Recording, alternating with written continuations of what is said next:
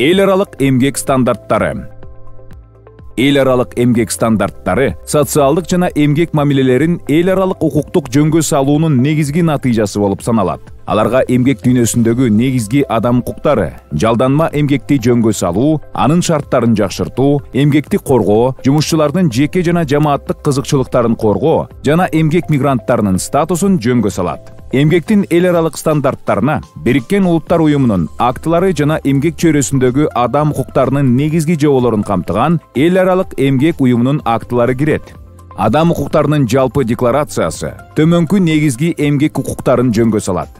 Коомдун мүчөсү болгон ар бир адам социалдык камсыздандырууга укуктуу. Ар бир адам жалпы эмгекке, жумушту эркин жана ыктыярдуу тандоого, татыктуу эмгек шарттарына жана күтүүсүз жумушсуздук учурунда эмгек коопсуздугуна укуктуу.